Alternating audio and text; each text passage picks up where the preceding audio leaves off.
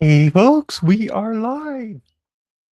Sorry, I was just looking, and then I went and looked. I was gonna brush my hair, and I looked at my brush and realized there was hair all over it, and was like, "Oh my god, what a way to start a show!" Um, how is everyone doing? I hope you guys are having an absolutely fabulous. I swear, this hair is just being so weird today. I hope you guys are having an absolutely fabulous Thursday. I also just like completely forgot what day it was. I have I have a heck of a day happening today. Um, I'm going to the Toronto Indie Author Con, which kicks off on Saturday, and I was going to be flying out on. I'm flying out on Friday, but I found out just a couple days ago that my flight got moved up, and now my flight leaves at 10 in the morning, um, which means I have to be at the airport at like 8, and that means I would have to leave the house because we're 3 hours from the airport at 5, which means I'd have to get up at like 3, and I just really don't want to do that. Also, there's a snowstorm going on, so I'm going to leave today in the middle of the snowstorm, but I'll get to drive during the daytime, which matters quite a bit to me, and that should make life a lot easier. But that sort of just changed my whole schedule, right? Like I went from like, oh, because I have plenty of time to like get going in the morning and do a regular kind of day to, oh dear, I'm got to be packed and out of the house at 2 o'clock today versus like, you know, 8 o'clock tomorrow. So that was exciting. That's been my day. So I don't know. I haven't actually like flown anywhere since going to Vegas in 2024, and for some reason it's got me kind of stressed out. And so does this wig because it just like refuses to not be like a static disaster. I don't know why. Why does it hate me like this? Anyway, so that's my trials and travails, worrying about going to this conference and and travel and all that. It'll be my first time traveling on like a Canadian driver's license in 20 years. So that'll be kind of wild because in the States I traveled on my US driver's license or my Canadian passport if I was traveling internationally. And of course I also had to always have my green card on me in the States. And now it's just like, wow, I can just like get on an airplane and only have one piece of ID that I actually need to worry about, which is pretty wild. It's been a stretch since I've gotten to do that. So yeah, so that's what's going on with me. Um, so there's stuff to talk about in the author community, right? The big hullabaloo, which I don't understand at all. So I'm looking for someone to help me out here. The big hullabaloo is Draft to Digital charging a fee to make an account and then a yearly maintenance fee. So this seems like such a non-issue to me. I don't even understand how anyone could even be like I don't understand why I'm talking about it. It's such a non-issue. Like it befuddles me, but that makes me feel like I'm missing something. Like there's some sort of piece of information here that I don't have that explains why people are concerned about draft to digital charging a fee and people saying they have to take their books off draft to digital and stuff like that. So I am eager to find out if anyone um, has a reason to be that they think that someone should actually be worried about this. Fiona says it's only if you don't have an account and you're not selling any books. Yes, that's an important caveat, right? And that's the main reason why I feel like it's not an issue because everybody that currently has an account is all set. So, and anybody who wants to make an account, it's $20. Um, so both of those things seem like pretty non-issues to me. And I think the maintenance fee is like what, $12 a year.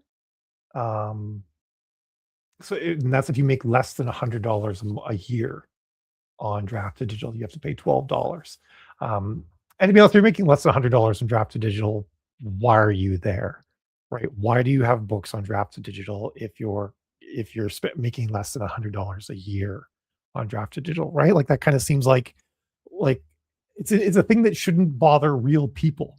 This is clearly something that they've put in to stop junk accounts putting up books that are just like completely made by machine or by content farms or whatever. Um, and I feel like every author should look at something like this and be like, good. This is excellent.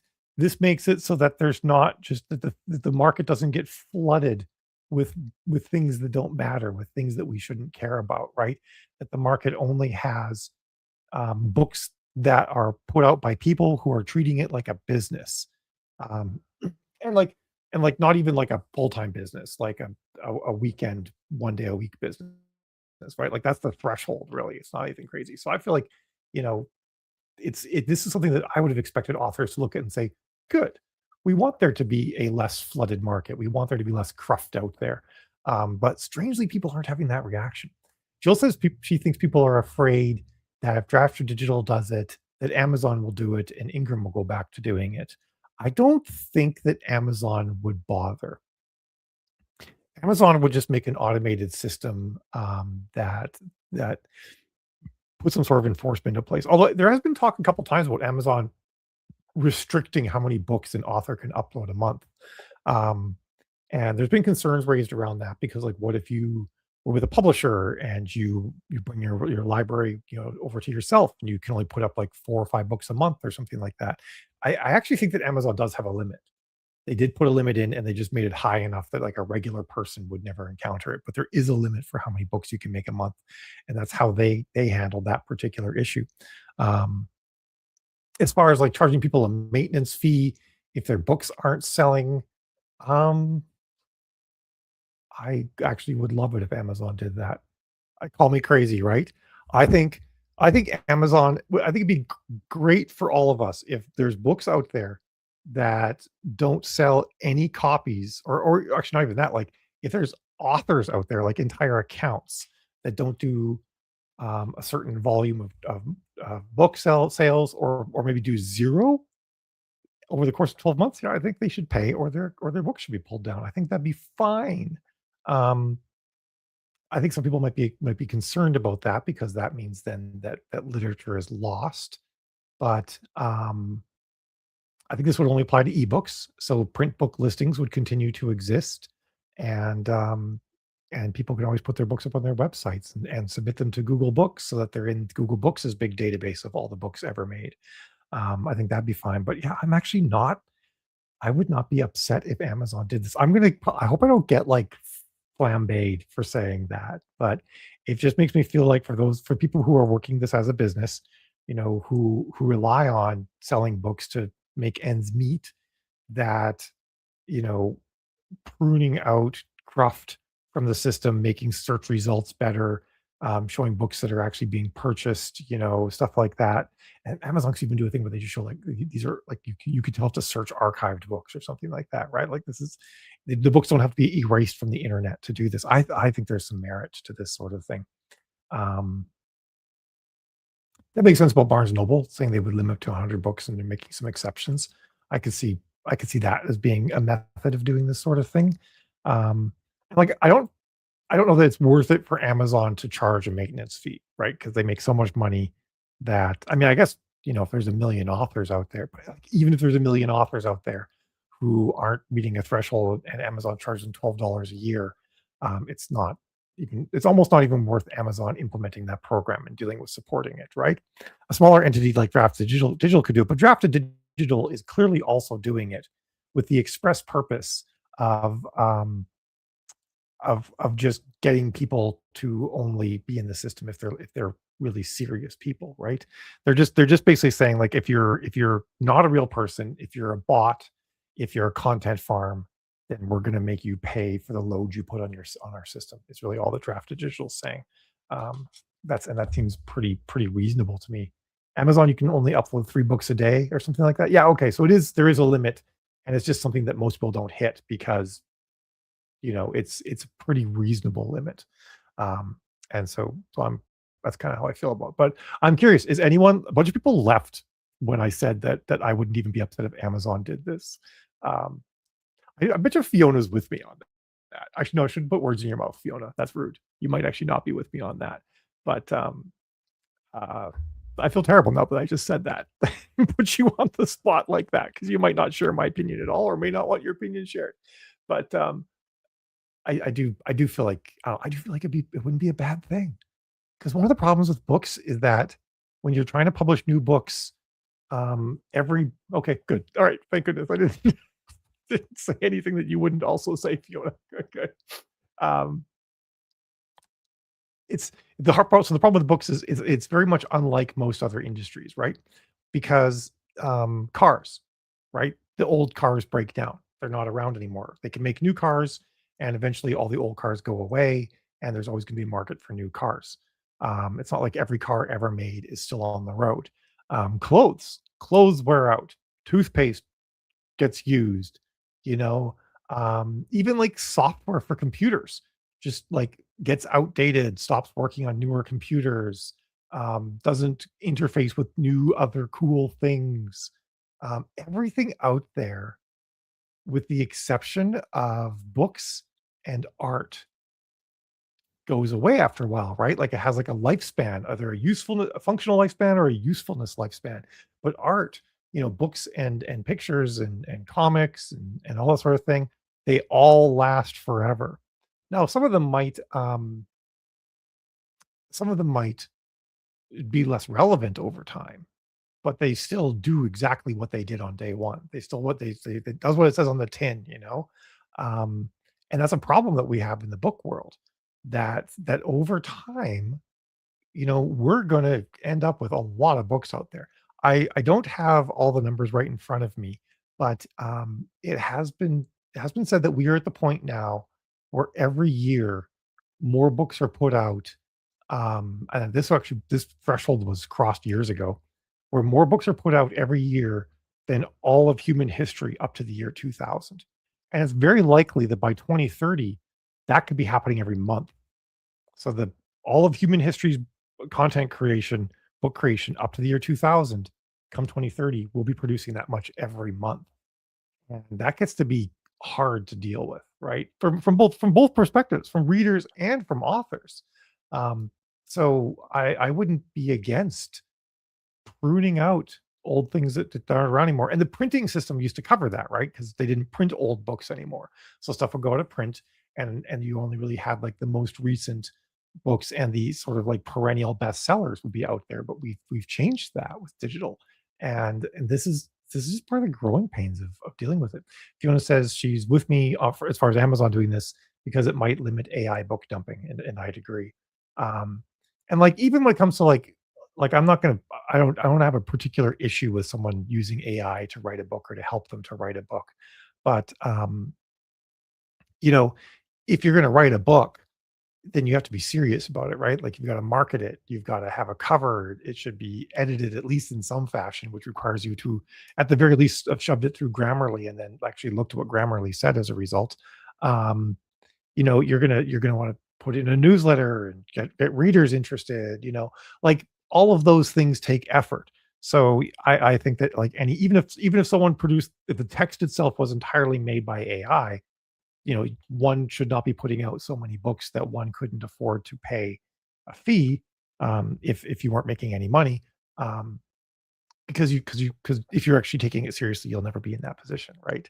A person who treats it like a business, regardless of how the actual text of the book was created, is still not going to be putting out that many books, um, because there's just no point, right? There's no point in flooding the market with 1,000 low quality books that each get one sale a month, um, or less, uh, just to do it because that's not even that much money.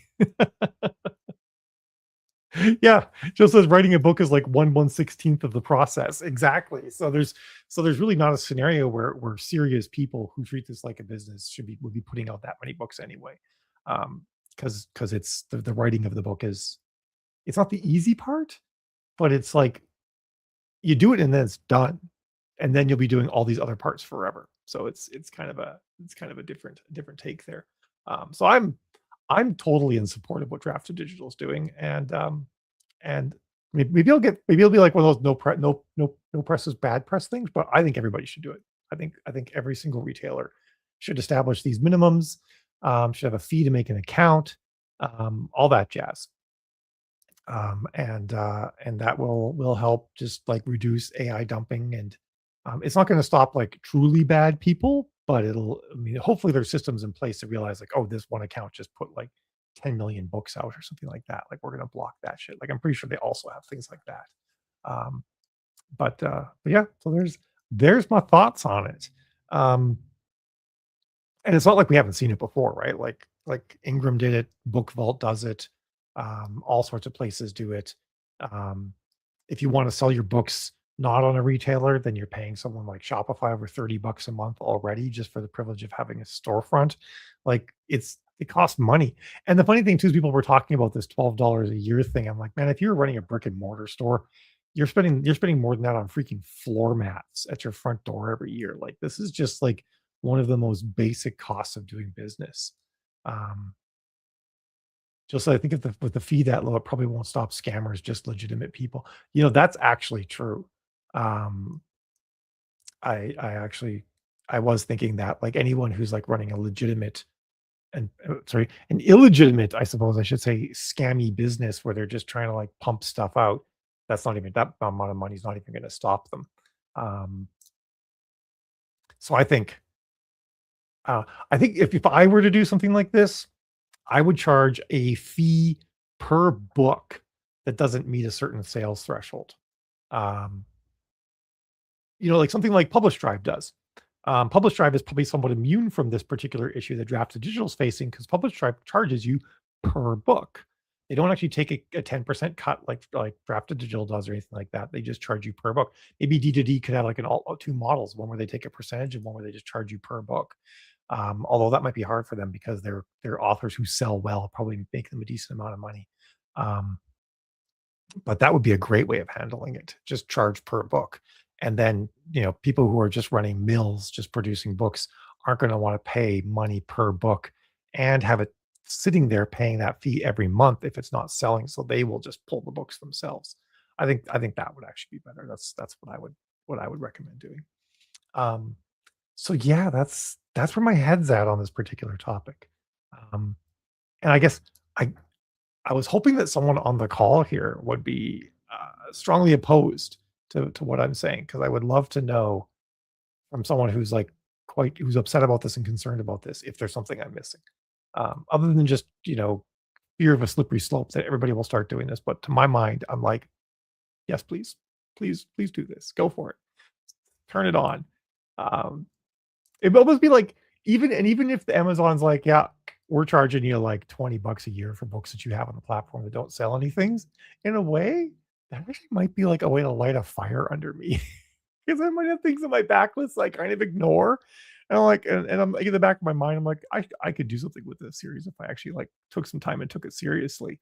And if I was like, I'm gonna get dinged like $60 for like not selling enough of this trilogy or something like that, I might actually do something and make some sales. So it could be a really good motivator for me at least. I don't know if everybody else operates like this, but I sure do. Um, so yeah, that's what's going on in my noggin. For those of you who've wandered in a little bit later, I am going off to the Toronto IndieCon this weekend, and I saw that it's being held in the Toronto Reference Library, which apparently is like a really beautiful library. It's always funny how like really beautiful libraries get names like Reference Library. It makes me think of like the basement library from Ghostbusters. Where where where Slimer goes. No, no, Slimer wasn't there. It was the ghostly librarian, and then like all uh, the cards were flying out of the card catalog. So anyway, that's what I think when I think reference library, but apparently it's really beautiful. So I will be there. I've been like practicing wearing latex again a bunch because I'm going to a conference. I have to wear latex. I gotta like dress it up. I'm not obviously wearing it right now because I'm gonna be driving in like a snowstorm, and I'm like, if I get broken down, I need something that's got some warmth to it. And this is like fleece lined and really nice. But yeah, so I'm like, I'm all geared up. I'm ready to rock it. I'm ready to hang out with authors too in person. Like I said, it's literally been since Vegas in 2024 that I've actually got to. Well, I guess briefly I did for like part of a day at a conference in Fredericton, New Brunswick, but I only knew like one person there, and spent most of my time just hanging out, chatting with. That was with Mark Lefray, who will be in Toronto, so that'll be fun too. So yeah, the other thing I guess is kind of cool of note is that Author Ring is continuing to roll. We've got a lot of people that are signed up and aren't active yet because they just haven't processed their payment, which we have to have a system to remind people to do that.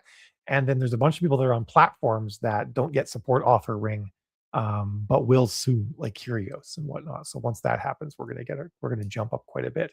It's also been kind of nice just to be in a little bit of a like, let's get 100 people on the platform, see how it goes, see how it runs, and then once we know that it's working pretty well, we can start to ramp things up again. So if you're not aware what authoring is, it's like the old blog rings or stumble upon. It's a non-algorithmically powered organic way for books to be authors to be discoverable. It's designed for people who do direct sales. So the whole idea is that if you sell books directly on your website, it could be audiobooks, print, ebooks, whatever. Special editions doesn't even have to be like your whole library or anything. If you have an e-commerce store on your site that sells book things, like that have a story, not like a bookmark, um, then this system is for you. And you get a little bit of code, you put in your website, and it puts you into the ring. So readers will find you just by navigating through the ring. They'll be on one website, and maybe they'll buy something, and they'll see the thing in the header saying like, author ring, next author, and they'll click that, and they'll work through it. And I've had a couple of authors already say that they are seeing unattributable organic sales happening on their store that they've never seen before. They've never seen that kind of activity before. So it is sort of slowly building awareness.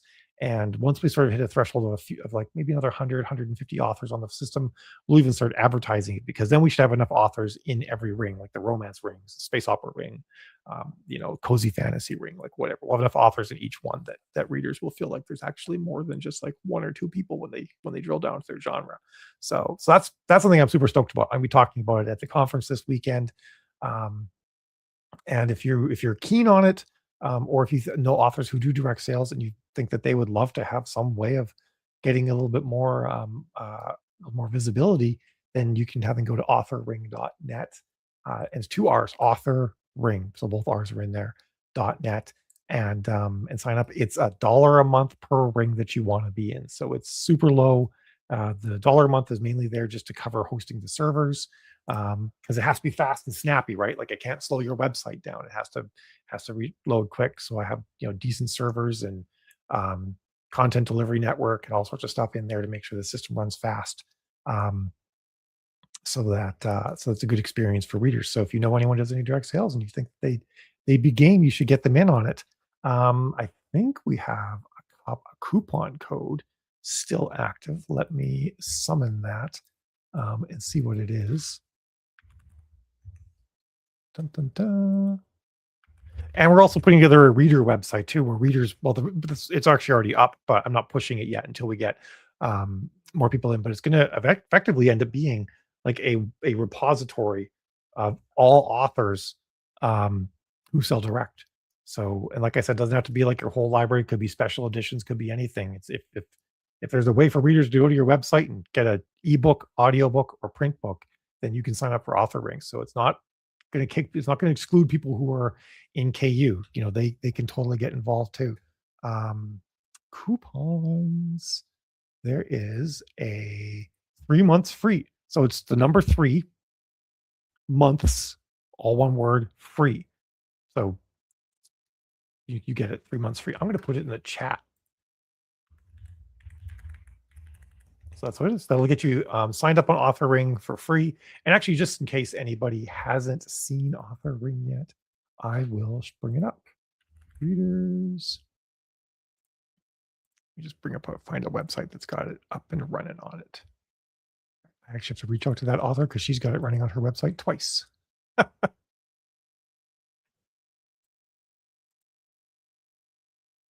we go. Boop, boop, boop. Present, share screen. So this is a website that has Author Ring on it. Okay, good. You can see it. Our banner's not covering up. So you can see at the top of this person's website, we can see that she's in the young adult fantasy Author Ring, and you can go previous author, next author, and that will take you to other authors in the young adult fantasy ring. And so next up, we're on Victoria DeLu. Not everybody has it actually installed on their website yet, so that's something that we're working through. So sometimes people might currently sort of like dead end, and then this is Kai Strand who accidentally has it in here twice, which I need to reach out and say you don't want to have it in there twice. And then some people can be on more than one ring too. So she's in contemporary clean romance, so I can go and see what else is out there in contemporary clean romance. And I'm now on Christine Groth's website. We've got that there. And I can also just cruise through more authors in contemporary clean romance. So it's like this really nice. There's another person who has it on here twice. I wonder if there's some sort of situation where that could happen on a Shopify website, because both of those were Shopify. Anyway, but so is Chris Groth. She's on Shopify and it's not showing twice on hers. Well, anyway, this is why I'm okay with there only being 100 people on it right now, because we're encountering issues in the wild that you won't always get. But as authors all get connected, we can create a network eventually of all authors who are like doing direct sales, working this like a business, and make a one-stop shop, which is the reader website for readers to find books. Let me actually show you guys what that looks like. If you haven't seen, share screen. So this is like what the reader's website looks like when someone's here in young adult fantasy. And then all the way to the top, we see the 98 authors are in here. Science fiction, we can see different, space opera has all these authors in it. There I am, MD Cooper. So you can see so you can see all these people there. It also shows what people are selling too. Ebook, print, audiobook, everything that they have for sale on their website. So like I said, if you're keen, if you know anyone who you think might be keen, totally check it out. All right, that's I think all I got today. Because my brain is still half in you need to finish packing and travel mode. So I need to get on that. But I hope you guys have a fabulous weekend. I hope you live somewhere where it's not snowing today, unlike us. And I will not be seeing you next week, though, because we are on family vacay next week. We're going to Calgary Expo, which is a big Comic Con. So I've got like cosplay to plan for that, which would be fun. But see you later. Have a fabulous time.